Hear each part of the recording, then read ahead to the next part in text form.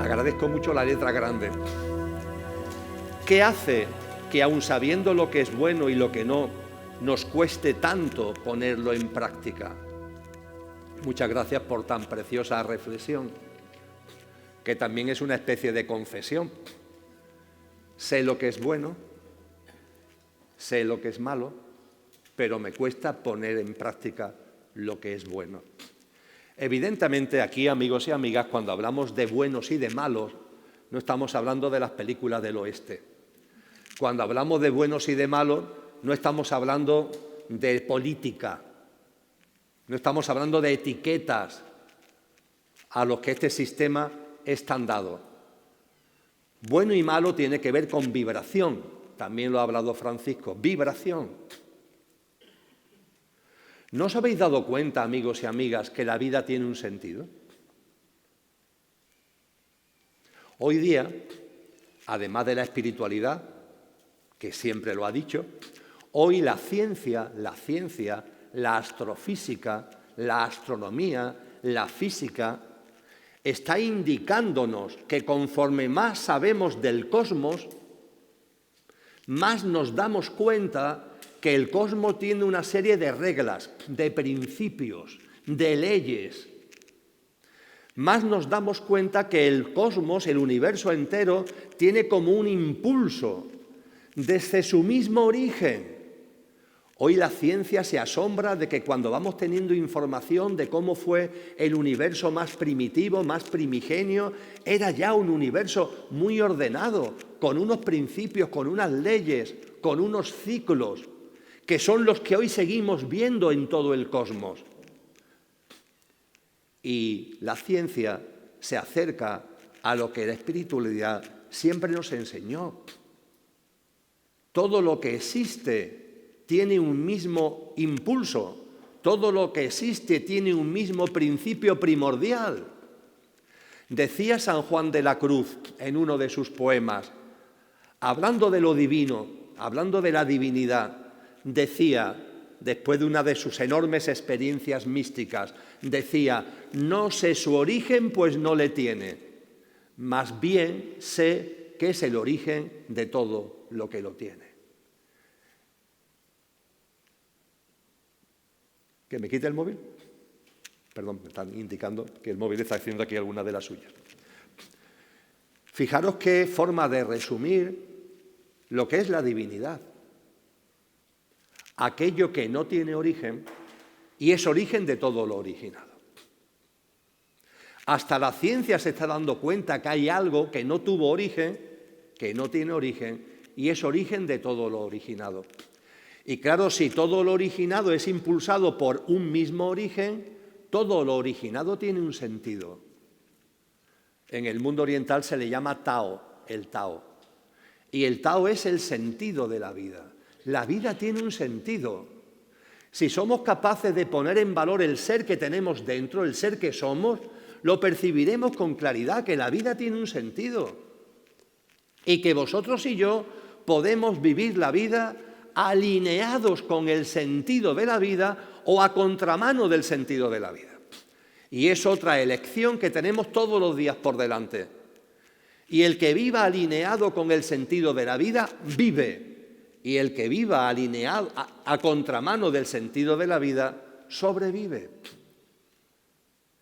Cuando nos ponemos a contramano del sentido de la vida, es cuando en nosotros prevalece la influencia del pequeño yo, temeroso y miedoso, el egoísmo, el egocentrismo, el materialismo, el sálveme yo, el sálvese quien pueda. Cuando eso aparece en nuestra vida, la deshumanización a la que también ha hecho referencia Francisco, la desnaturalización, cuando eso se hace presente en nuestra vida, es un indicador claro que no estamos viviendo desde lo que somos y que nos hemos puesto a contramano del sentido de la vida. Y esto es, entre comillas, lo que podríamos denominar malo, que más que malo es involutivo, porque ponerte a contramano del sentido de la vida es ir a contramano de la evolución. O lo podríamos llamar insensato, porque si vives a contramano del sentido de la vida, eres insensato. Vives en el sentido contrario al sentido de la vida. Eres un insensato. La persona buena es la persona que procura vivir alineado con el sentido de la vida, siendo buena persona, como dice Antonio Machado. Y si esto lo empezamos a entender y llega la pregunta que esta persona nos acaba de formular, lo primero que le digo a esta persona y a todos aquellos entre vosotros y vosotras que os estéis dando cuenta de esto y os preguntéis, bueno, y si me estoy dando cuenta, ¿por qué no termino de hacerlo? Bueno, lo primero es dar la enhorabuena. Es dar la enhorabuena. Ya hay una toma de conciencia. Ya te has dado cuenta, por fin, de que efectivamente se pueden vivir de dos maneras muy distintas.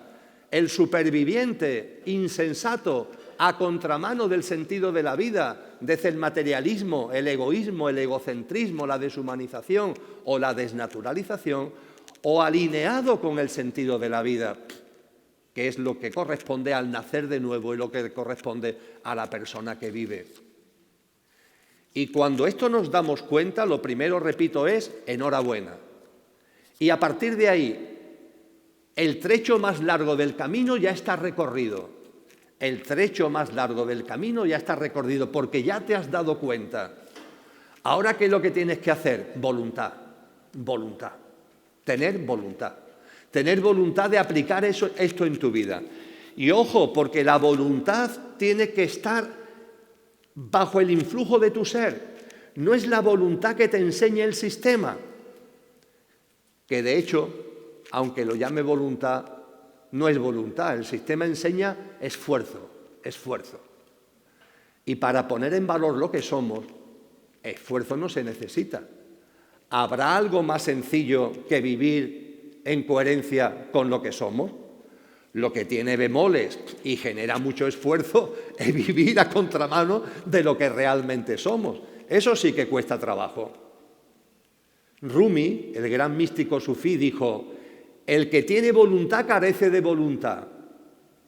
Es un juego de palabras para advertirnos de que no confundamos la voluntad del yo quiero, del león o del camello, que no tiene voluntad, porque ese debo de, tengo que, eso no es tu voluntad, eso es el influjo del sistema de creencias.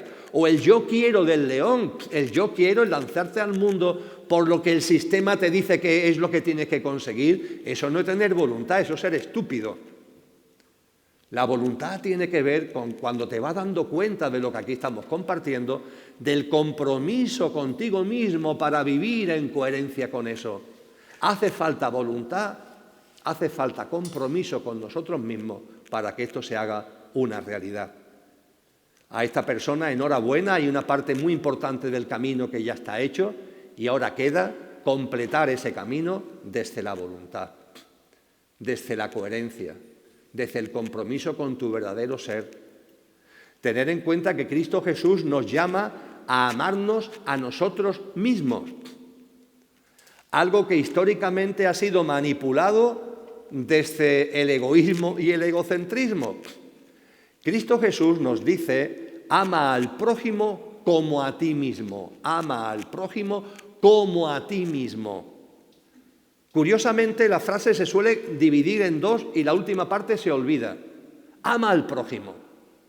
Sí, pero Cristo dice que amemos al prójimo. Sí, pero ojo, ojo, no dice solo eso, lo dice en una frase más completa: ama al prójimo como a ti mismo. Y claro, Cristo Jesús no nos está hablando de egoísmo, nos está hablando del verdadero amor. ¿Qué significa amarse a uno mismo? Amarse a uno mismo no significa un narcisismo de darme beso en el espejo a este tal Emilio. Ah, qué inteligente eres, lo que sabe, Amarse a uno mismo no tiene nada que ver con seguirle el juego a las querencias de nuestro pequeño yo. Amarse a uno mismo es poner en valor lo que somos, lo imperecedero que hay en nosotros. La persona que no pone en valor lo imperecedero que hay en nosotros no se ama a sí misma. Está aferrado a un fantasma o a algo que le queda muy poco para ser fantasma. Para amarse a uno mismo hay que poner en valor nuestro verdadero ser, lo que hay en nosotros imperecedero. Como no lo hagas, no te estás amando a ti mismo.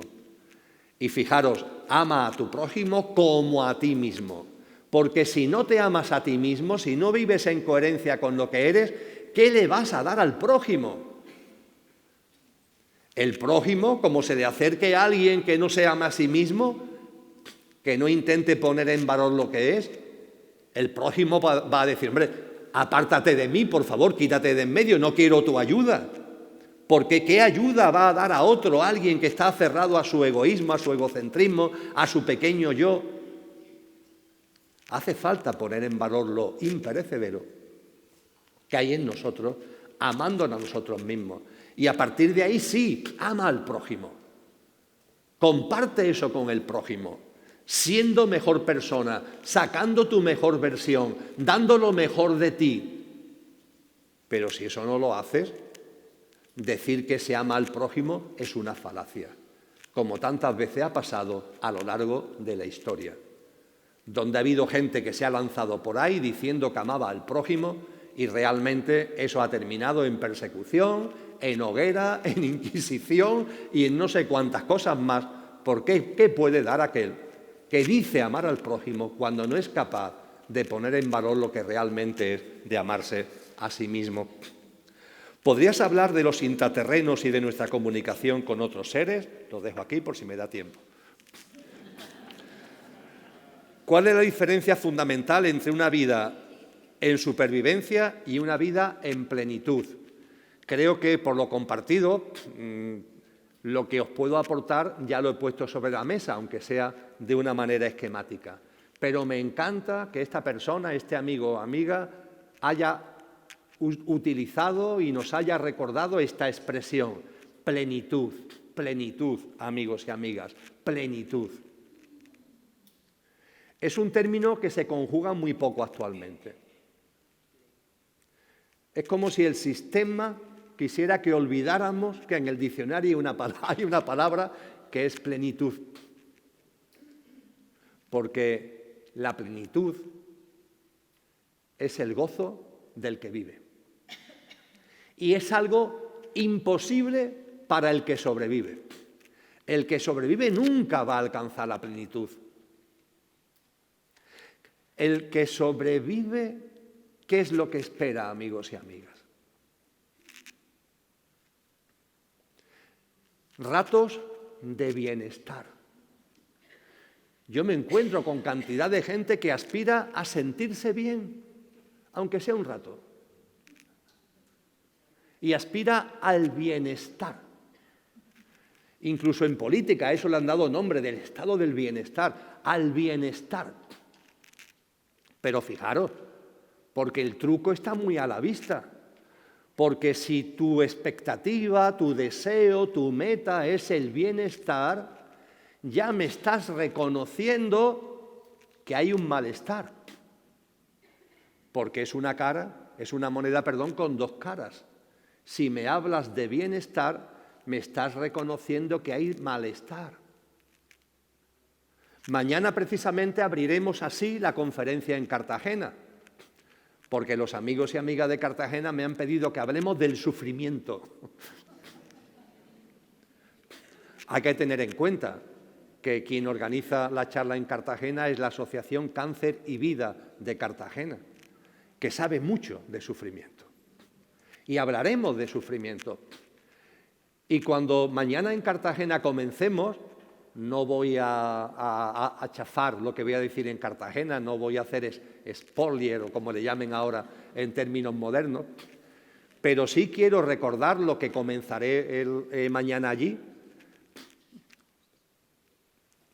¿Qué es lo que nos dice Siddhartha Gautama Buda Gautama, acerca del sufrimiento del ser humano? Lo recordaré mañana. Siddhartha Gautama era un príncipe. Por lo que sabemos de él, vivió en torno al siglo V o VI a.C. Los primeros textos que nos hablan de él es del siglo II a.C. No son textos de la época, pero por lo que sabemos de él, era un príncipe que vivía en un enorme palacio con un gigantesco jardín inmenso, mucho más grande que el Palmeral de Elche, que es inmenso y fantástico. Y el papá, el padre, se había empeñado de que su hijo no saliera nunca del recinto palaciego, del palacio y de los jardines, porque no quería que conociera el mundo externo. Quería salvaguardarlo. Y él vivió allí como niño, como adolescente, como joven. Él se casa, tiene un hijo y vive en ese recinto palaciego. No sale nunca del recinto palaciego porque el padre no quiere.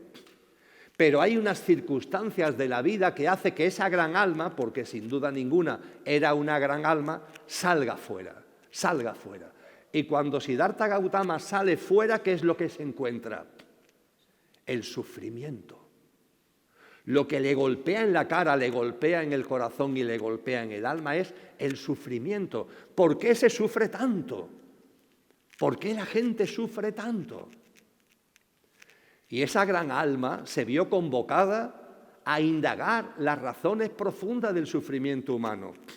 Y esa gran alma, indagando las razones profundas del sufrimiento humano, dejó todo para ahondar en ello. Dejó el palacio, dejó a su mujer, dejó a su hijo, rompió por completo con todo y se lanzó a una nueva vida que primero fue ascética durante 8 años y después también dejó la vida ascética para vivir de una forma muy espiritual. Y hay un momento determinado en el que vivió lo que se llama la iluminación. Y esa iluminación le permitió ver el por qué sufre el ser humano. Y nos lo dejó en sus enseñanzas, unas enseñanzas que también hace suya la ciencia del yoga. Y se resume en un término sánscrito que es klechas, klechas. Hay un primer o primera klecha, que es la razón fundamental del sufrimiento humano.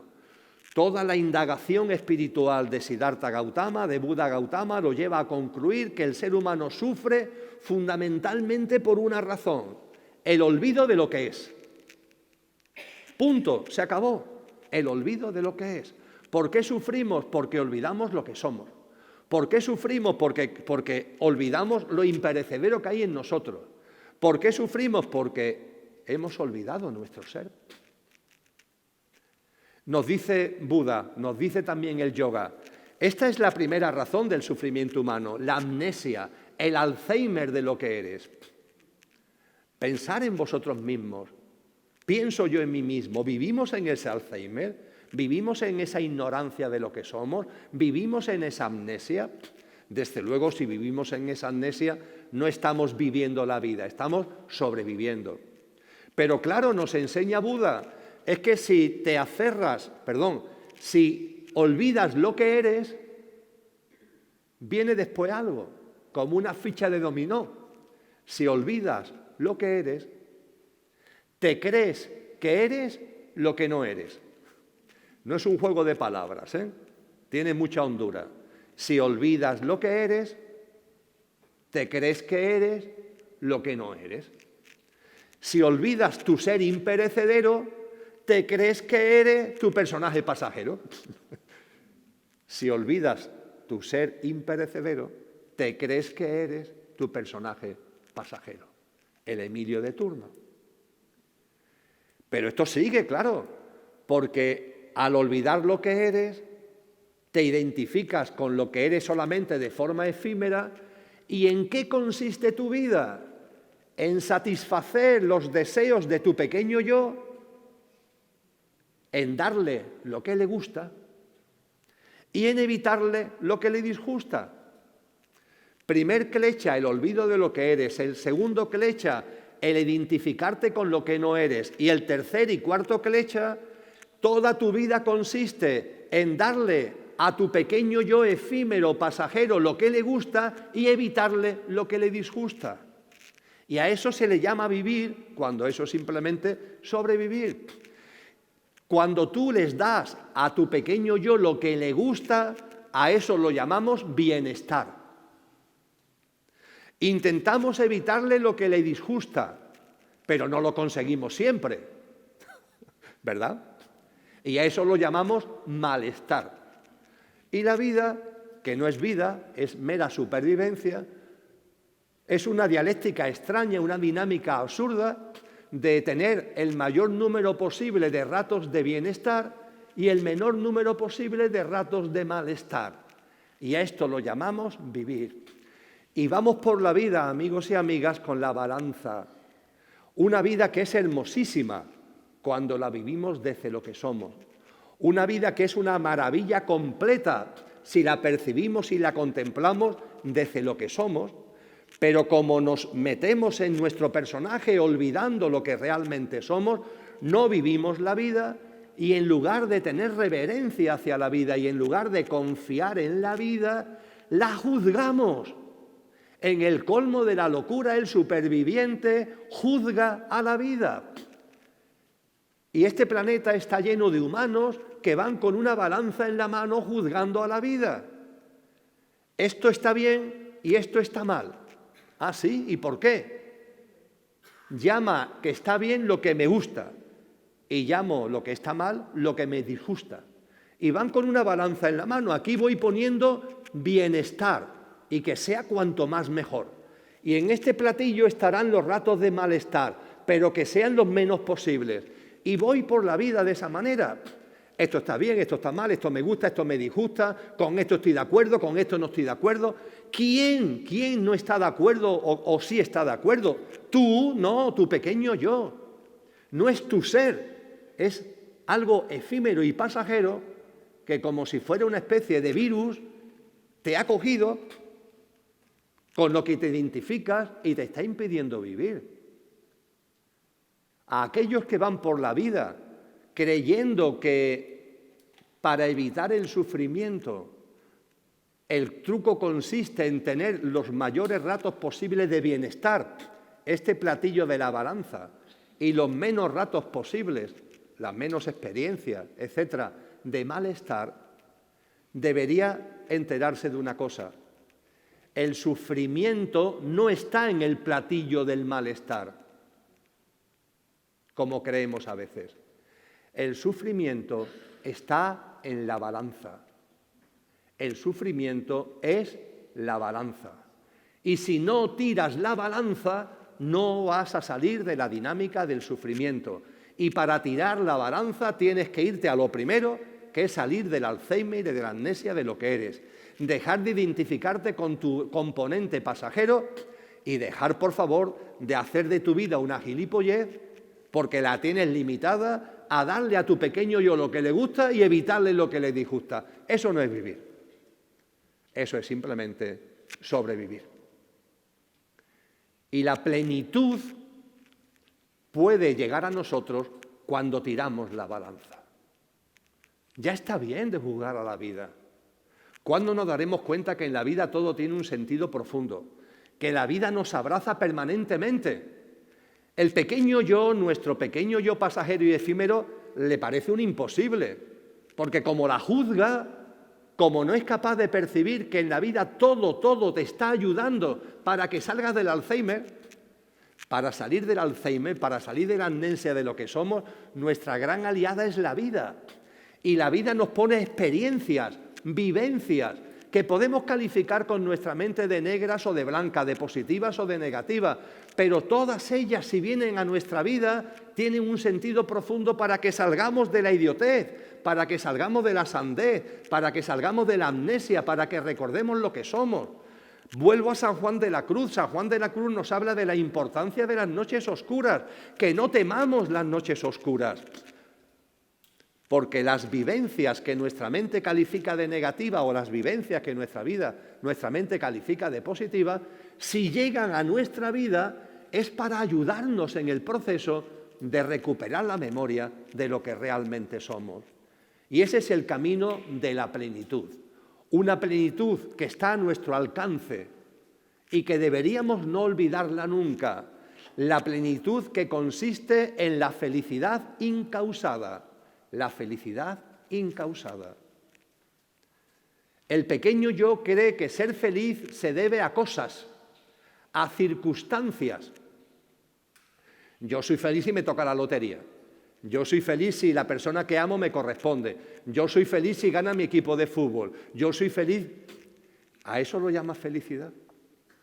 La felicidad es una plenitud interior que solo se alcanza cuando salimos del Alzheimer y recordamos lo que realmente somos, amigos y amigas. No hay otro camino. Y cuando recordamos lo que somos y lo ponemos en valor, y va apareciendo en nosotros lo mejor de nosotros mismos, vamos siendo nuestra mejor versión, vamos siendo buenas personas en el buen sentido de la palabra. Cuando todo eso va apareciendo en nuestra vida, eso va acompañado de una percepción de que la felicidad es el estado natural del ser. La felicidad es el estado natural del ser. No depende de lo que pase ni de lo que deja de pasar. Depende de vivir cualquier cosa desde el ser que eres. Lo que la mente llama blanco, lo que la mente llama negro, lo que la mente llama positivo, lo que la mente llama negativo. Vívelo desde tu ser. Y ya desaparecen los colores, desaparece la dualidad, desaparece lo bueno y lo malo, lo blanco y lo negro. Y es la vida que se está expresando, es la vida que se está manifestando, siempre apoyándote a ti, siempre con un sentido profundo, siempre con un porqué y un para qué que juega a tu favor.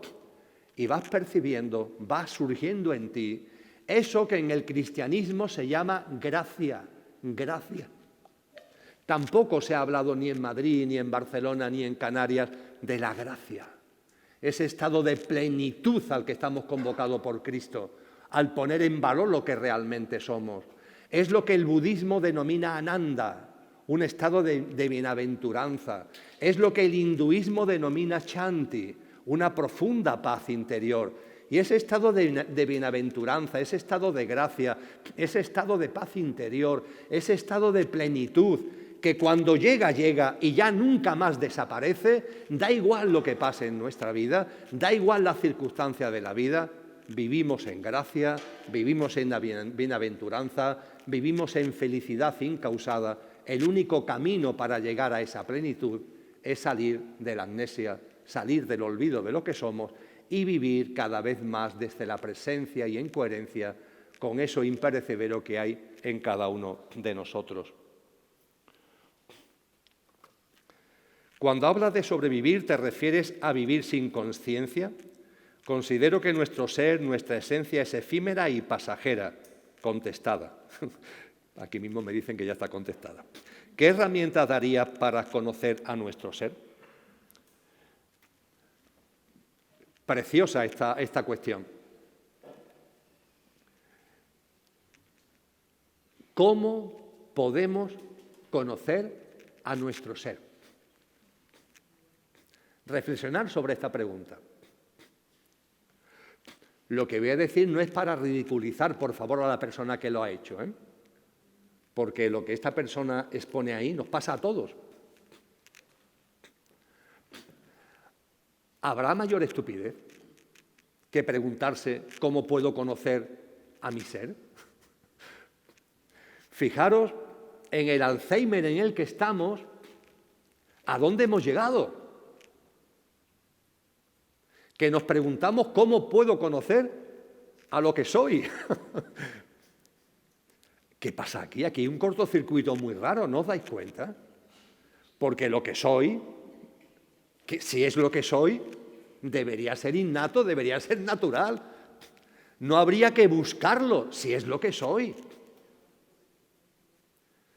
Pero claro, nos hemos encapsulado en el pequeño yo. Nos hemos metido en el cajón del pequeño yo.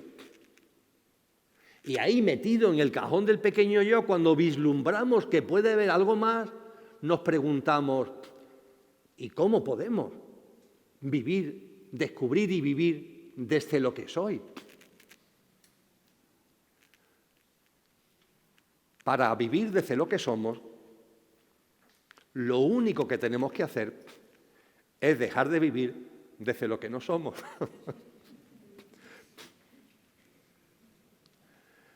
Amigos y amigas, estamos en una sociedad que tiene los días contados. Yo no sé cuántos son, pero sé que tiene los días contados. hasta que este sistema concluya, que concluirá, no porque lo diga yo, sino que lo dice Cristo.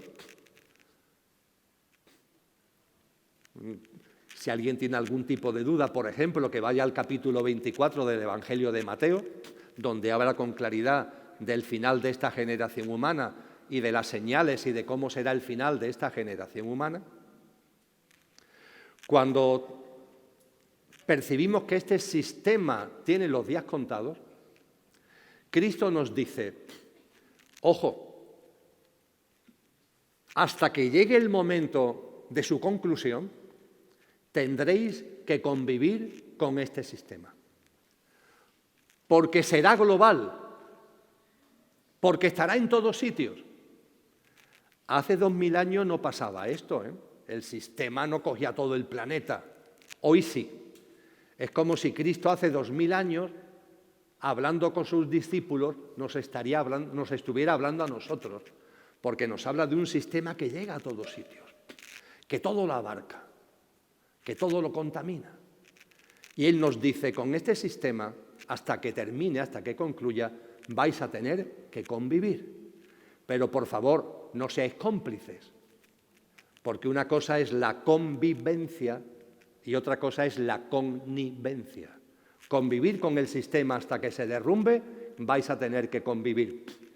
Pero no seáis cómplices. Aunque tengáis que convivir con el sistema, intentar vivir de una manera distinta a los sistemas de creencias, a los paradigmas, a todo lo que el sistema dice y deja de decir.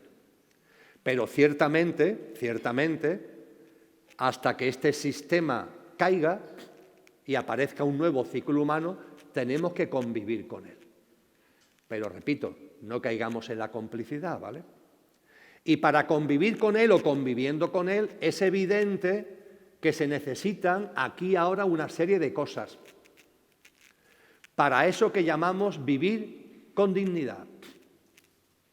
Y efectivamente, se necesitan una serie de cosas para vivir con dignidad. Francisco de Asís,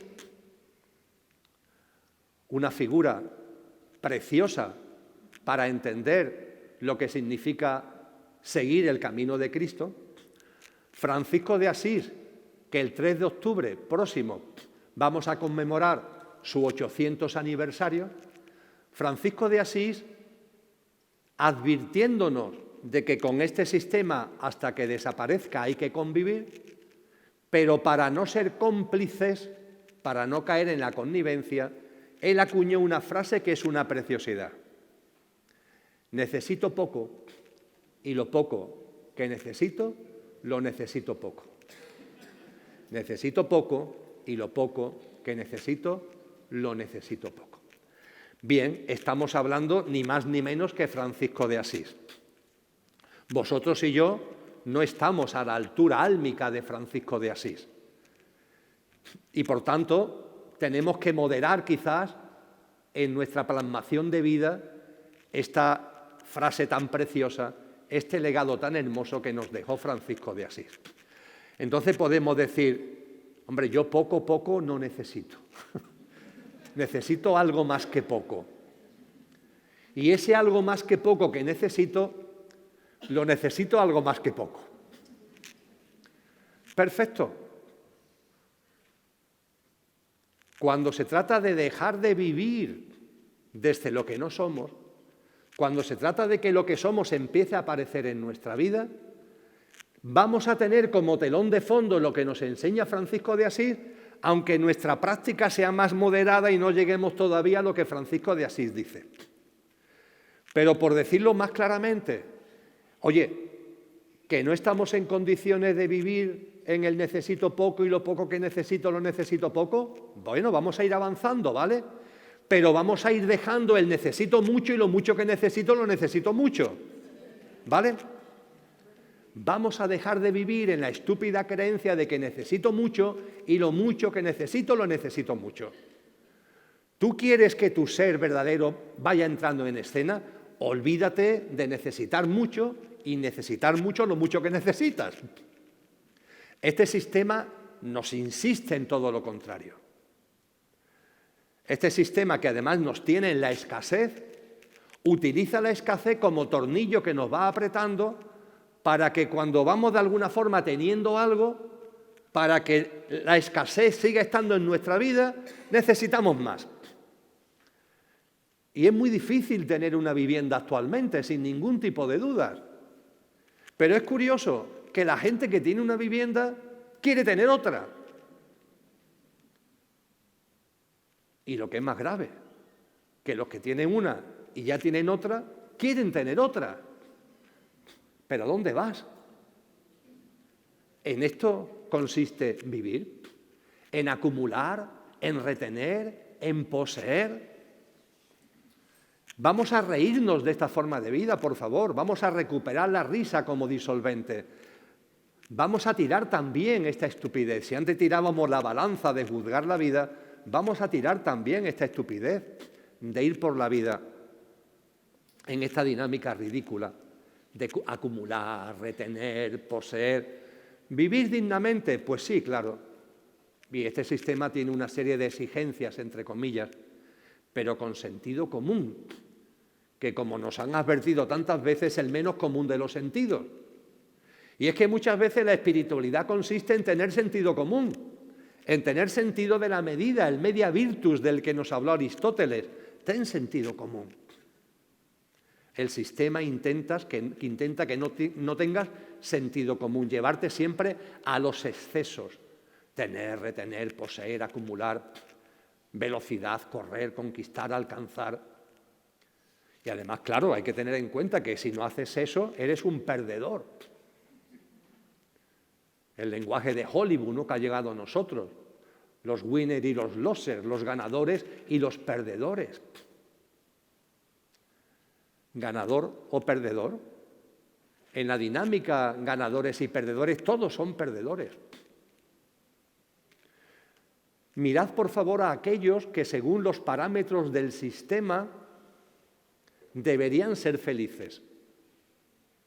Salen en los medios de comunicación. No lo digo para juzgarlos, que hagan lo que ellos quieran, allá ellos. Me gusta decir ellos a lo suyo y nosotros a lo nuestro.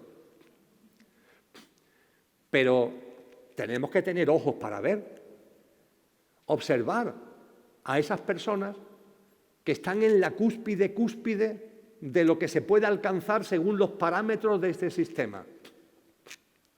Hoy ha salido a bolsa la empresa SpaceX. Hoy, en Wall Street, esta mañana. Las acciones, nada más salir a bolsa, han aumentado un 11%. Y la persona que es propietaria de una buena parte de esas acciones, como consecuencia de este incremento tan enorme en un solo día, pues se ha convertido en el primer ser humano que tiene un patrimonio superior al billón de euros. Billón con B. Al billón de euros. Hoy oficialmente Elon Musk tiene un patrimonio que supera el billón de euros, una única persona. Desde el cariño al alma de Elon Musk, no al personaje, pero sí al alma. Elon Musk debería mirarse al espejo. ¿Es feliz? Por lo que dice, por lo que hace, por su comportamiento. Cuando aparece en público, cuando va para acá, cuando va para allá, derrama plenitud, transmite una vibración alta, transmite presencia, que es como se ha llamado siempre en espiritualidad a las almas que van teniendo un nivel, que van alcanzando. Elon Musk transmite esto. Lo que nos transmite es obsesión por acaparar, por poseer, por tener, por retener. Y eso sí, en la confianza de que determinados adelantos biotecnológicos le permitan vivir como multimillonario 5 años más, 20 años más, 50 años más, 100 años más. Pero el chicle no se puede estirar y estirar y estirar, os lo garantizo. Hablo de una persona en el mundo de la empresa, de las tecnologías, Iros al mundo de la política. Personas que llegan a altos cargos, que tienen puestos de relevancia. Ya no solamente en un país como España, que también, sino a nivel internacional. Da la sensación de que tienen plenitud en su vida, da la sensación de que de verdad hay algo ahí que podamos llamar felicidad. Si es tan obvio que no, porque me parece que es muy obvio, si es tan obvio que no, ¿por qué de alguna manera seguimos haciendo nuestro ese camino? ¿Que somos tontos? Y sin embargo sabemos que ha habido hombres y mujeres que han alcanzado un estadio de plenitud por una vía, por una senda, por un sendero que no tiene nada que ver con tener, retener, poseer, atesorar, éxito, fama, bla, bla, bla, bla. El encuentro con lo que somos, la puesta en valor de lo que somos. Y para eso lo primero es que en nuestra vida vayamos podando lo que no tiene que ver con eso. Poda en tu vida el atesorar, poda en tu vida el retener, poda en tu vida el acumular, poda en tu vida esos sistemas de creencia de lo que significa ser un ganador frente a los perdedores. Poda de tu vida, ve podando todo esto. Y fijaros que utilizo un verbo muy preciso, podar, podar. No se trata de arrancar, no se trata de arrojar, podar. ¿Cómo se poda una planta? ¿Cómo se poda un árbol? Para que crezca, ¿verdad? Y a una planta se poda con cariño para que crezca. Podaros a vosotros mismos, podaros a vosotras mismas, con cariño. Y podar todos este tipo de comportamientos, egoicos, egocéntricos, que no se corresponden a la vibración de buenas personas y tenéis la voz en vuestro interior permanente. Escucharla. No os autoengañéis. Y esto sin duda obliga a dejar cosas. Claro, tienes que podar. Y eso obliga a dejar cosas. Y queremos avanzar, pero sin dejar cosas. Queremos, permitirme que vuelva a Cristo, nacer de nuevo, pero sin morir. No es posible. Para nacer de nuevo tienes que morir. Y ese morir significa ni más ni menos que tienes que podar de tu vida todo lo que tú ya sabes que no tiene que ver contigo mismo. Todo lo que tú ya sabes desde el amor a ti mismo. Porque lo sabéis, no os autoengañéis, claro que lo sabéis. Yo no estoy aquí para deciros lo que ya sabéis. Modestamente quizás para recordarlo, pero es que ya lo sabéis. ¿Cómo no vais a saber cada uno de vosotros y de vosotras qué tenéis que hacer para dejar esta cosa tan rara de supervivencia y empezar a vivir de una manera distinta? Que no pueda el pequeño yo, que no pueda lo pasajero y lo efímero que hay en vosotros, que eso pasajero y efímero esté bajo el mando de lo que realmente sois. Antonio Machado, por poner un botón de muestra, ¿vale? Antonio Machado, al que hacía referencia anteriormente, en otro de sus poemas, nos dice algo fundamental, que es una buena pista, es una buena guía en este camino que aquí estamos compartiendo. No hay que confundir valor y precio. No hay que confundir valor y precio. El superviviente, el que sobrevive, lo ha confundido por completo y cree que las cosas que tienen valor es porque tienen mucho precio.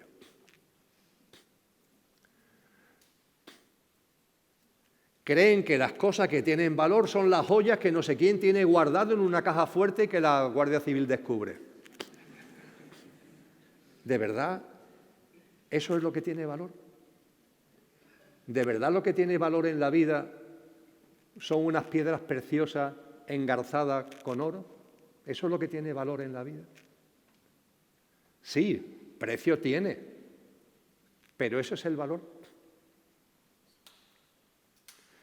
Fijaros, a la hora de poner en valor lo que realmente somos, este botón de muestra que nos enseña Machado. Podar de vuestra vida, quitar de vuestra vida a modo de poda aquellas cosas donde se pone el énfasis en el precio. Ese no es el camino. No digo con esto que para vivir con dignidad no haya que tener algunas cosas que tienen precio, ¿vale? Pero que ese no sea el leitmotiv, que ese no sea el eje de vuestra vida. Que el eje de vuestra vida sea poner en valor las cosas que tienen valor. Y esas cosas que tienen tanto valor que no tienen precio.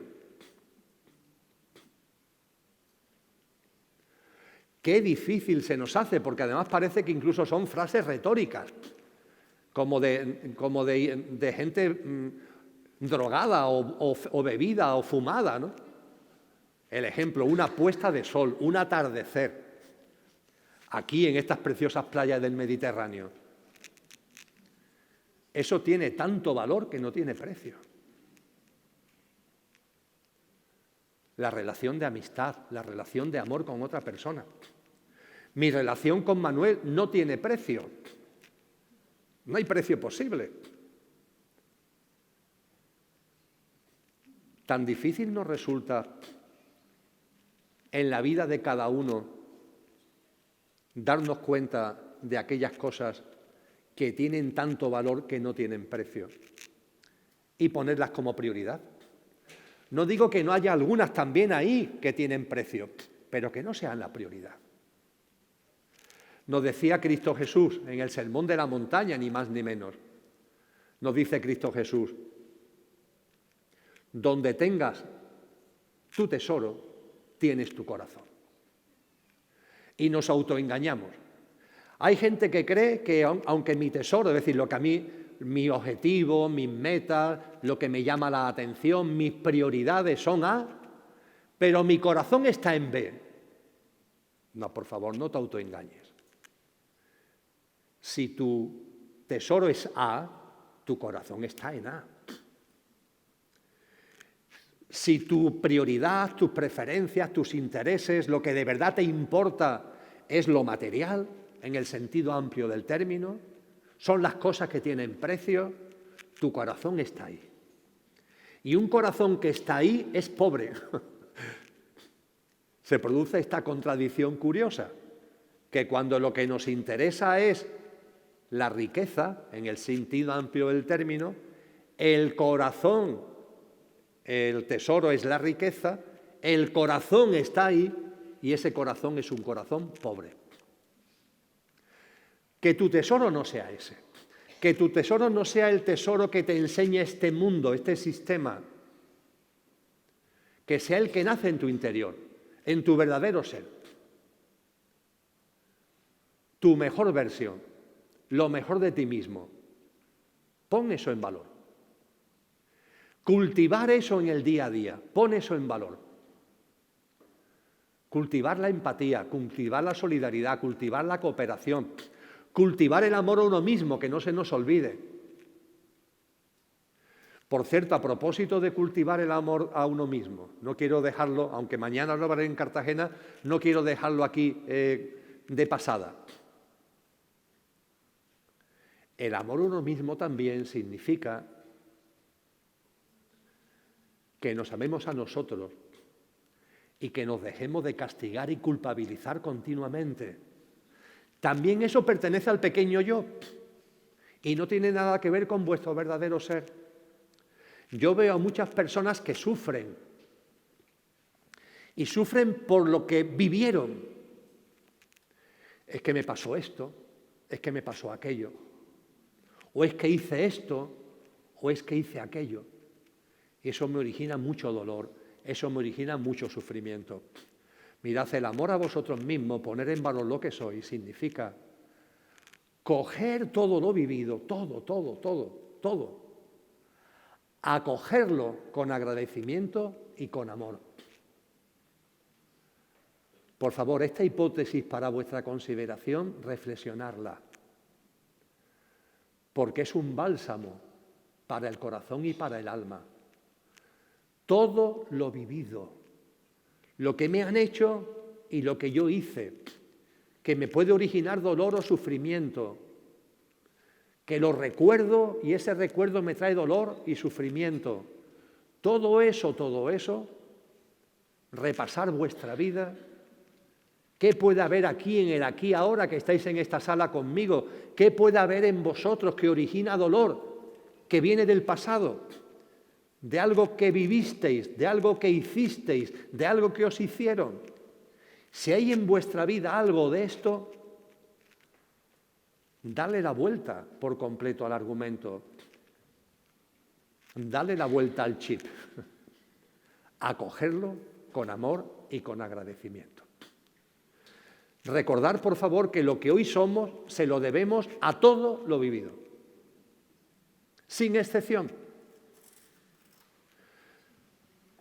Si yo estoy aquí subido y miro mi vida y digo, pues aquí me equivoqué y quiero borrarlo, o aquí, o esto que me hicieron quisiera quitarlo de mi vida porque me originó dolor.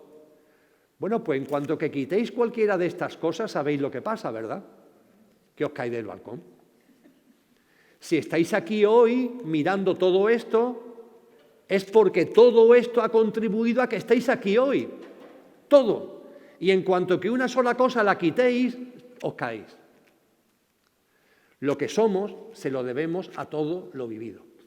Y todo lo vivido debemos acogerlo con amor y con agradecimiento.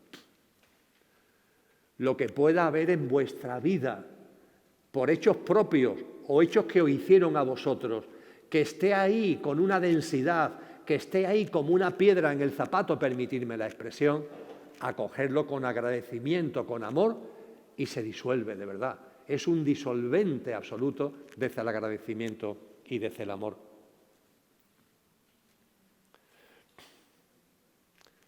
¿Qué nos puede decir de los reptilianos? ¿El ser humano es bueno o malo por naturaleza? Bien. Voy a contestar esta pregunta y después, por razón de tiempo, vamos a estar 15 minutillos más, 15-20 minutos, y estas dos que he ido dejando a un lado, brevemente las intentaré responder al final. Pero vamos a esta, que es la, entre comillas, última que ha salido. Pensarlo, ¿el ser humano es bueno o malo por naturaleza?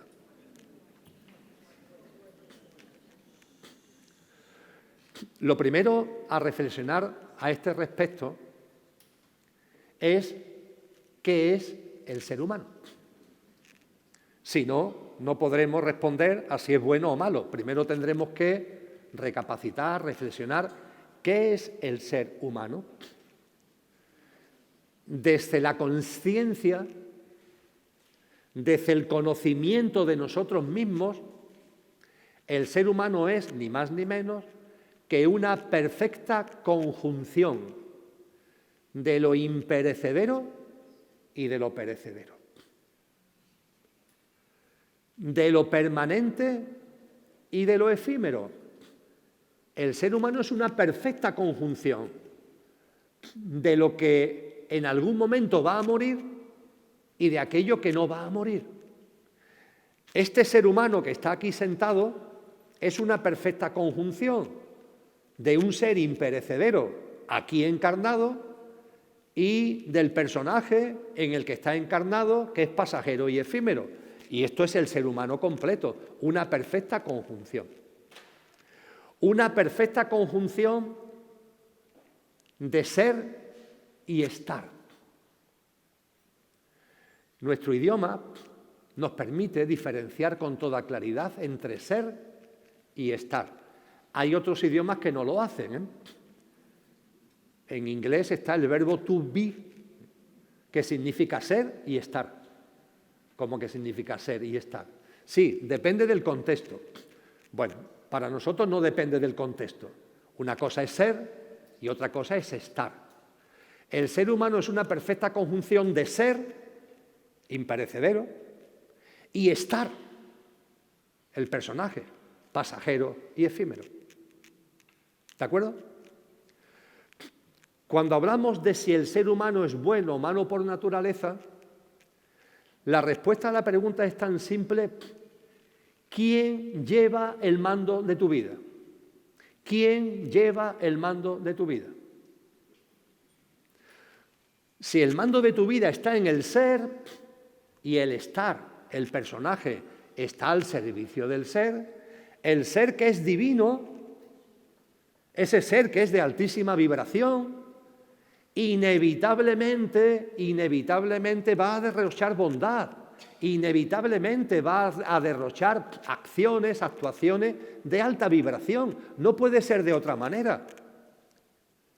En cambio, si el ser que somos lo olvidamos, vivimos en el aferramiento al pequeño yo, y el pequeño yo es una marioneta al sistema de creencias de una sociedad donde todo es materialismo, egoísmo, egocentrismo, deshumanización y desnaturalización, entonces, amigos y amigas, ¿qué es lo que pasa? Que el ser humano en esencia es bueno, sin ningún tipo de duda, pero cuando olvidamos la esencia, la tenemos arrumbada y vivimos en el olvido de lo que somos y el aferramiento a un pequeño yo que, repito, está en la dinámica, bajo los paradigmas, bajo el sistema de creencias de una sociedad egoica y egocéntrica, pues entonces, amigos y amigas, evidentemente no vamos a comportarnos bondadosamente, sino todo lo contrario. Por tanto, diríamos que el ser humano es intrínsecamente no solamente bueno, es intrínsecamente divinal. Lo dice San Juan de la Cruz cuando habla de nuestra divinal esencia. Pero para que eso se materialice tenemos que vivir en coherencia con esa divinal esencia. El ser humano es intrínsecamente bondadoso, virtuoso, sensato, pero cuando olvidamos lo que somos y nos aferramos a lo pasajero y efímero, influido bajo los prismas materialistas, egocéntricos y egoístas, pues entonces, desgraciadamente, esa virtud que está a nuestro alcance no somos capaces de llevarla a cabo. Hemos hablado hace un rato de Nietzsche. Voy a sacar a colación otro gran filósofo, muy anterior a Nietzsche, que fue Platón. Platón tiene en su obra La República, en su tramo final, una experiencia cercana a la muerte. Me gusta recordarlo porque parece increíble. Hoy se habla mucho de las experiencias cercanas a la muerte, ¿verdad? Personas que mueren, pero que después no han muerto. Y que cuando vuelven a la vida cuentan lo que han vivido, lo que han experimentado mientras que estuvieron muertos. Eso hoy se habla mucho de ello. Bueno, pues sería bueno el que sepáis y el que tengamos en cuenta que hace 2500 años ya se hablaba de esto. Y se habla en una obra que se llama La República, que es ni más ni menos que los diálogos de Platón con su maestro Sócrates. Ni más ni menos que Platón con su maestro Sócrates. Dos almas enormes. Nota a pie de página. Se le atribuye a Sócrates lo siguiente. En Atenas, Sócrates era muy dado al ir al mercado de Atenas. El mercado de Atenas de aquella época era un mercado en uno de los mayores puertos del Mediterráneo, con un trasiego de mercancías, de objetos de todo tipo. Y los amigos de Sócrates sabían que Sócrates iba al mercado a pasearse por el mercado con mucha frecuencia. Pero claro, Sócrates era muy austero. Y los amigos le sorprendía que, siendo tan austero, le gustara tanto ir al mercado. Y un día se lo preguntaron: oye, Sócrates, ¿por qué te gusta tanto ir al mercado si tú eres una persona muy austera? Dice: efectivamente, me encanta ir al mercado. Y me encanta ir al mercado para darme cuenta de la cantidad de cosas que no necesito. Bueno, Pues la República de Platón es el diálogo de Platón con su maestro Sócrates. Y allí cuentan la experiencia cercana a la muerte. Son las últimas páginas. Es un libro gordote, pero lo tenéis, si no os queréis molestar, lo tenéis libre en Internet. En las últimas páginas hay un soldado armenio llamado que fallece en batalla, cogen su cuerpo para el rito funerario y cuando están en el rito funerario vuelve a la vida. Y cuenta lo que ha vivido en su ECM, y está narrado por Platón en su diálogo con Sócrates. Y este soldado en su experiencia cercana a la muerte, llega incluso al plano de luz y vive el momento en el que las almas van a volver a encarnar, en el momento en que nuestro ser, nuestra dimensión álmica espiritual, va a volver a encarnar. Y es precioso, y tiene que ver con lo que, por eso lo he sacado, con lo que estaba comentando hace un momento, porque ahí hay una especie de ángel que es la Quesis. En el lenguaje de la Grecia de la época, una especie de diosa, un ángel que es la Quesis. Y la Quesis le dice a esas almas que van a volver a encarnar, almas pasajeras, vais a volver a encarnar. Cuando lo hagáis, la virtud estará a vuestro alcance. Que hagáis vuestra la virtud o no depende solo de vosotras, almas pasajeras, porque Dios es inocente. ¿Cuánta gente se rasga las vestiduras? ¿Y esto Dios cómo lo puede consentir? Dios, de verdad, Dios es el que hace esto, el que consiente esto. ¿No será que nosotros que tenemos una divinal esencia, la hemos guardado bajo 7 llaves, la tenemos olvidada, ninguneada, y vivimos desde un pequeño yo efímero y pasajero en el olvido del ser que somos? El ser humano, cuando estamos aquí, tenemos la virtud a nuestro alcance, y que la hagamos nuestra o no depende de nosotros. A ver si el amor que permite que haya libre albedrío ahora va a ser un argumento contra el amor. El amor permite que haya libre albedrío. El amor permite que yo aquí en mi vida como Emilio pueda hacer mía la virtud o no, y que vosotros y vosotras podáis hacer vuestra la virtud o no. ¿Por qué no lo hacemos? Y si no lo hacemos es porque no queremos. Ya está bien de autoengañarnos. Ya está bien.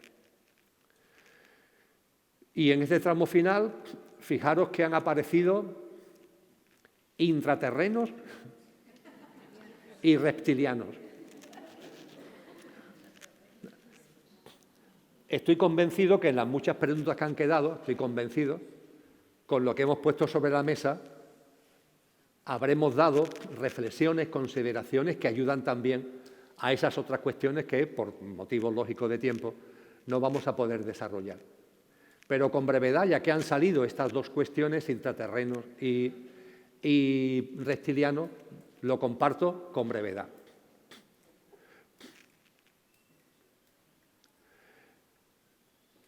Cuando olvidamos lo que somos, cuando vivimos desde el Alzheimer de lo que somos, desde la amnesia de lo que somos, vivimos en el alejamiento. Por favor, quedaros con esta palabra, alejamiento. Habéis escuchado hablar de pecado, ¿verdad? Pecado. Y hay gente que anda todo el día pecado para arriba, pecado para abajo. Pecado, en su etimología, viene del griego koiné, del griego clásico, y significa alejamiento. Pecado no es castigo, no es culpa, no es carga, es alejamiento. Lo describe muy bien Platón, por cierto, hablando del pecado, etimológicamente, su significado verdadero.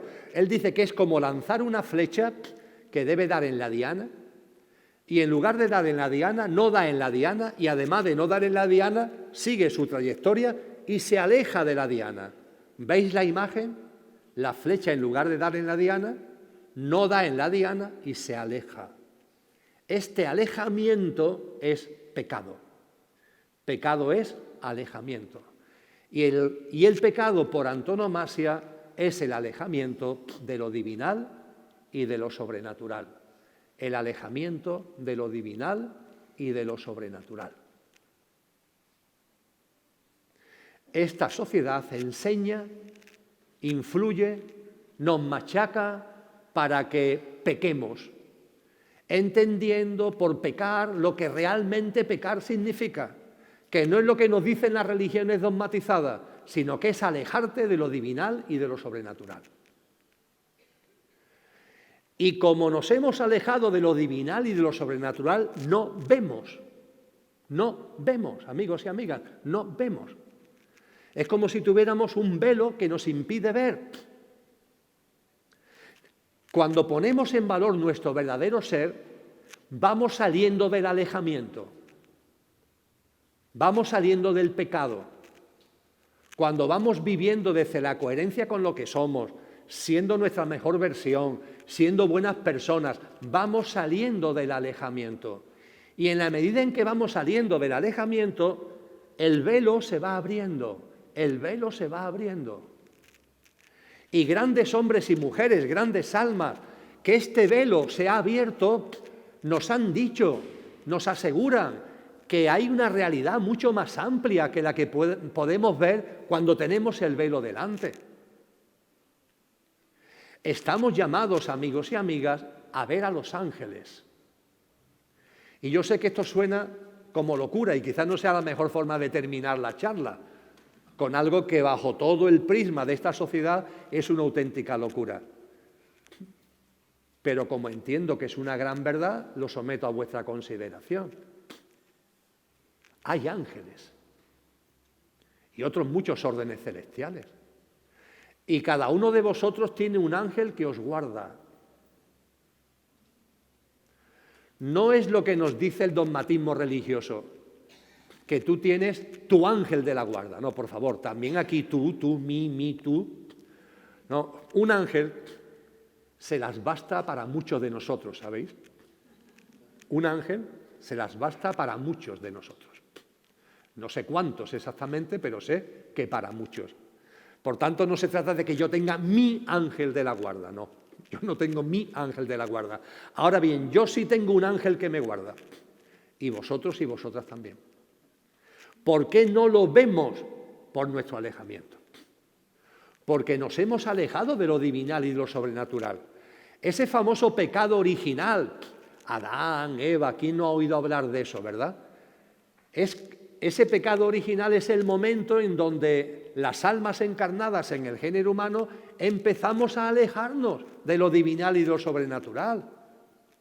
Porque hasta entonces sí veíamos, hasta entonces sí percibíamos lo divinal y lo sobrenatural. Y hoy no lo percibimos. Cuando vamos saliendo del alejamiento, que significa ir viviendo en coherencia con lo que somos, vais a comprobar que estas puertas se van abriendo, que este velo se va descorriendo y empezamos a percibir con claridad que estamos acompañados, que estamos protegidos, que somos amados. Os va a sonar a dogmatismo religioso, pero María, su figura espiritual, la que fue madre de Jesús, nos está permanentemente protegiendo con su brazo de amor, con su manto de amor. Ahí, por cierto, junto con mis libros, tenéis un libro que habla, entre otras cosas, de las apariciones marianas, que está escrito por Luis González, que anda por aquí, y que lo hemos traído aquí porque todo lo que se consigue con la aportación de ese libro, que el que no tenga también se lo puede llevar gratis, pero se pide una aportación de 10 euros, va dirigido a la casa de acogida de Pepe Bravo, va a una obra benéfica, una obra social en definitiva. Y ahí tenéis mucha información sobre el acompañamiento que nos dan formas espirituales como María, como los ángeles, y no los vemos. Y en este mundo, ya que se ha hablado de intraterrenos, en este mundo hay otros mundos, amigos y amigas, y no los vemos. Y son mundos de alta vibración, por eso no los vemos. Son mundos llenos de bondad, son mundos llenos de belleza, son mundos llenos de armonía. Vosotros y yo vivimos en lo que se llama el mundo extraterreno, no extraterrestre, extraterreno. El mundo extraterreno es el que se pisa, el que se pisa. Nosotros estamos pisando la Tierra, vivimos en el mundo extraterreno. Pero hay un mundo intraterreno. Ya Julio Verne nos habló de esto hace mucho tiempo. Y Julio Verne tampoco daba puntadas sin hilo, ¿sabéis?, en las cosas que escribió. Y también se nos dice que entre el mundo intraterreno y el mundo extraterreno, donde estamos nosotros, hay un mundo intermedio. Ese mundo intermedio que lo hemos metido en el cajón de las leyendas. Ese mundo intermedio de formas de vida bellísimas, armoniosas, hadas, gnomos, que a veces accidentalmente, sobre todo ahora que en la moda de los móviles y de las fotos aparecen en fotos, pero que como humanidad todavía nos cuesta mucho trabajo reconocer. Hay otros mundos que están en este, amigos y amigas. El mundo intraterreno es uno de ellos. Y en la medida en la que vayamos abriendo nuestro corazón y nuestra alma, vayamos saliendo del alejamiento, y no tengáis ninguna duda, en esa nueva tierra a la que estamos llamados a vivir de la mano de Cristo, en esa nueva tierra, en una tierra restaurada, esto será algo normal, será algo natural, la convivencia entre todos los mundos. Y con relación a los extraterrestres, ya que se ha mencionado el tema reptiliano, que sería una forma de vida extraterrestre.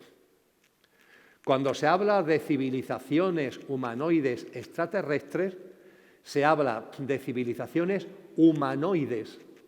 ¿Humanoides qué significa? El término humanoide viene del sánscrito manas, significa mente.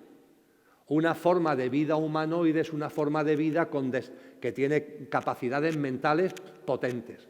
Vosotros y yo la utilizaremos mejor o peor, pero tenemos capacidades mentales potentes. Una planta es preciosa, pero no tiene las capacidades mentales que tiene un ser humano. Y los seres humanos nos llamamos humanos porque tenemos manas. Manas es capacidad mental. ¿Y quién puede decir que no? Que en el cosmos, con su inmensidad, no haya civilizaciones humanoides, formas de vida con manas, con capacidad mental en otros planetas. Tener en cuenta que la astrofísica nos dice que hay 2 billones con B de galaxias, cuatrillones de sistemas solares, cientos o miles de cuatrillones de planetas. La astronomía cree que hay 50.000 trillones de planetas con posibilidades de vida. Sabiendo todo esto, cerrar el prisma y negar la vida extraterrestre sería absurdo. Es probable que haya civilizaciones humanoides extraterrestres en un cosmos tan inmenso. Y si hay civilizaciones humanoides extraterrestres, puede ser que hay civilizaciones humanoides alineadas con el sentido de la vida y puede ser que también la haya a contramano del sentido de la vida. Son hipótesis para la consideración que abriendo nuestra mente y nuestra conciencia tenemos que admitir. Dicho esto, ojo con ellos. Ojo con ellos. ¿Quiénes son ellos? El año pasado le dieron un montón de Oscar a una película titulada Oppenheimer. Seguro que alguno o alguna la habréis visto. El Oppenheimer fue un científico, director del proyecto Manhattan, el proyecto que puso en marcha y descubrió la bomba atómica norteamericana que después se tiró en Hiroshima y en Nagasaki. Cuando Albert Einstein vive en Alemania, Albert Einstein es un científico de un enorme prestigio. Albert Einstein, como es judío, tiene que huir de Alemania antes de que lo maten, porque aunque es una eminencia, es judío. Inicialmente lo acogen en Inglaterra, Pero en Inglaterra lo acogen, no digo que no sea con cariño, pero no le dan sitio, por así decirlo. Entonces él decide irse a Estados Unidos. Y en Estados Unidos sí le dan sitio. Empieza a dar clase en la Universidad de Princeton y se le reconoce como un científico genial. Y Albert Einstein, en ese momento que llega a Estados Unidos, permitidme que me extienda un poco sobre esto porque nos aclara esto de ellos, ¿vale? Y creo que puede ser un aprendizaje para cada uno de nosotros. Cuando llega a Estados Unidos comete lo que él consideró que fue el error de su vida, aunque después lo acogió con amor, como decíamos antes. Lo acogió con agradecimiento y amor, pero fue un error. El error fue escribirle una carta al presidente de los Estados Unidos advirtiéndole de que la Alemania nazi estaba desarrollando un proyecto de investigación dirigido a construir un arma basada en el átomo, una bomba atómica, y que como el régimen nazi consiguiera esa bomba atómica iba a ganar la guerra. ¿Con qué intención hace esto Einstein? Porque él escribe la carta al presidente de los Estados Unidos para que el presidente de los Estados Unidos ponga en marcha una operación que evite que Hitler consiga la bomba atómica. Bombardearles determinadas plantas donde se está haciendo la investigación, cortarle el suministro de materiales que Einstein le dice que son necesarios para enriquecer uranio, para sacar la bomba atómica. Y ante esto, ¿qué sucede?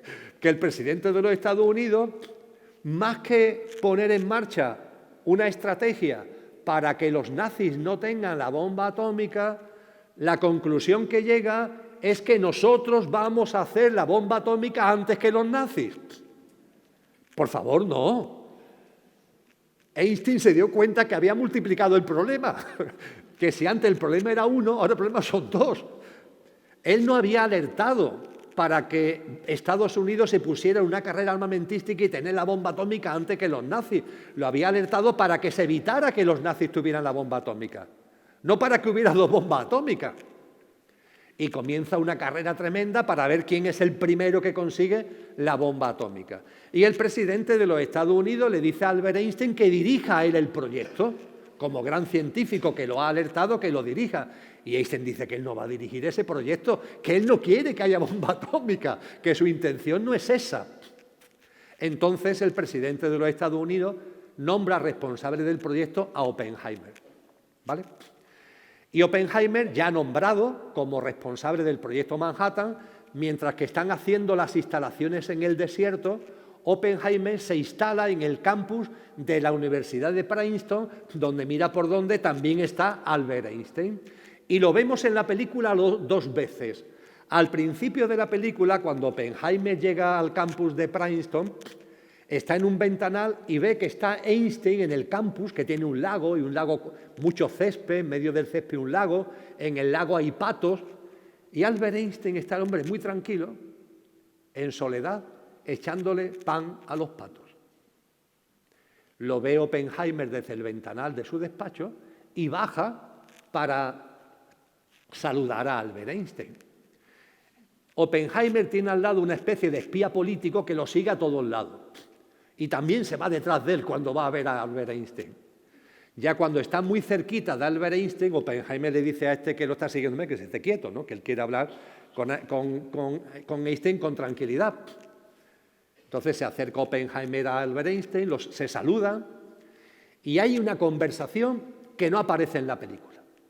Mejor dicho, no aparece en la película al principio, tenéis que esperar al final. Porque al final vuelve otra vez esa escena. Porque Oppenheimer, desgraciadamente para él, ha dirigido el proyecto de la bomba atómica. La bomba atómica norteamericana es una realidad. La bomba atómica norteamericana ha ocasionado cientos de miles de muertos y, lo que es peor, la bomba atómica ha puesto en marcha una carrera loca de multitud de naciones que en el contexto de la Guerra Fría están como locos queriendo todo el mundo fabricar bombas atómicas. Y Oppenheimer es crítico con todo esto, también se convierte en crítico y entonces es apartado. Y en el momento en que Oppenheimer es apartado, él recuerda la conversación con Einstein de muchos años antes y entonces aparece en la película. En la película es breve, tenemos anotaciones de Einstein que nos da más información al respecto, aunque también aparece en la película. ¿Qué es lo que le dice Oppenheimer a Einstein y Einstein le responde? Le dice Oppenheimer a Albert Einstein, Albert, fijaros, estamos en el inicio del proyecto Manhattan. Einstein no ha querido ser el director, Oppenheimer es el director recién nombrado. Y le dice Oppenheimer a Einstein, Albert, te ofrecieron ser el director y tú no lo quisiste. Si yo soy director es porque tú has dicho que no, si no, no sería yo. ¿Por qué no quisiste ser el director? Y la contestación de Einstein es la que considero que vosotros y yo deberíamos tomar en consideración. Lo más bello del alma humana, lo más bello de la inteligencia humana, lo mejor que podemos dar de nosotros mismos, como lo pongamos en manos de ellos, siempre termina en iniquidad, siempre termina en maldad. Querido Oppenheimer, yo de esto me he dado cuenta y yo mi inteligencia y mi alma nunca más la pondré al servicio de ellos, porque como la ponga al servicio de ellos, eso termina siempre en iniquidad. Oppenheimer tuvo que vivir su experiencia para darse cuenta de todo esto. Lo tuvo que vivir en primera persona. Esto lo he sacado a colación a propósito de civilizaciones humanoides extraterrestres y a propósito de ellos. No nos dejemos engañar. Con el tema extraterrestre está pasando algo. Yo no sé exactamente lo que es, pero no hace falta ser un lince como para darnos cuenta que algo está pasando. Hasta diciembre del año 2019, el Pentágono, la NASA, el mundo académico, consideraba ridículo hablar de ovnis y de extraterrestres. Desprestigiaban y despreciaban a todos los que hablaban de ovnis y de extraterrestres. Todo empezó a cambiar, fijaros por dónde, qué cosa más curiosa, un poquito antes del COVID. Ya estaba el COVID ahí, diciembre del 19, cuando todo empieza a cambiar. El Pentágono y la NASA ya en diciembre del 19 dicen, hombre, que esto de ovnis extraterrestres hay que replanteárselo. Permiten ya a los pilotos norteamericanos que si avistan ovnis lo puedan divulgar, lo puedan compartir, cosa que estaba prohibida hasta ese momento. Y desde el año 19 para acá, que han pasado ya más de 5 años, esto ha ido a más y a más y a más. Hoy día, desde ellos, desde ese entramado, se habla cada vez más de extraterrestres. Y como muchos sabéis, muy recientemente, el presidente de los Estados Unidos ha decidido desclasificar ficheros que estaban protegidos por secreto que hablan de extraterrestres. A los más interesados, la Casa Blanca está en inglés, pero ya eso no hay ningún problema porque el sistema te lo traduce al castellano. La Casa Blanca ha generado una página web complementaria a la de la Casa Blanca donde ya están los 2 grandes lotes de ficheros desclasificados de ovnis y de extraterrestres que Trump ha desclasificado en los últimos meses. Y Trump ha advertido que es solo el principio. Es curioso, si lo veis esos ficheros, es curioso, las imágenes que salen, las luces, son muy curiosos. Pero él ha dicho que es solo el principio y que van a seguir desclasificando más ficheros extraterrestres. Pero claro, ¿quién está haciendo esto? Ellos. Ellos. ¿Y ellos qué interés pueden tener en todo esto? Porque a vosotros y a mí podemos tener el interés de saber, oye, si hay otras formas de vida, si hay civilizaciones humanoides extraterrestres, qué son estos de los ovnis, podemos tener un interés, vamos a llamarle, natural. Pero en manos de ellos, ojo con lo que se va a desclasificar y ojo con las conclusiones a las que se nos quiere hacer llegar con esa desclasificación. Aún no ha pasado, ¿eh? Pero más vale poner el parche antes de que salga el grano. Cuando empiecen a decirnos cosas en los próximos meses y todo barrunta que van a ser muy fuertes, por favor, amigos y amigas, utilizar el sentido común. No olvidéis quién ha tenido guardadas las cosas y quiénes en un momento determinado deciden sacarlo. Y desde luego, si lo guardaron, era para mantenernos en el engaño. Y si lo sacan, es para seguirnos manteniendo en el engaño. Lo que ocurre es que antes nos engañaban guardándola y ahora entienden que para engañarnos mejor se necesita mostrarnos lo que ellos quieran mostrarnos, porque evidentemente desclasifican lo que quieren. Así que a propósito de reptilianos, quiero haceros simplemente esta sugerencia. El 4 de julio puede ser una fecha importante, parece que es una fecha en la que Trump tiene previsto dar un discurso muy específico sobre este asunto, que no nos chupemos el dedo. Tener en vuestra vida muy presente a Albert Einstein y lo mejor de nosotros mismos, intentemos no ponerlo al servicio de ellos. Bueno, amigos y amigas, ha sido todo un placer, un privilegio, de la mano de Manuel, el compartir esta bella tarde con vosotros y con vosotras. Muchísimas gracias.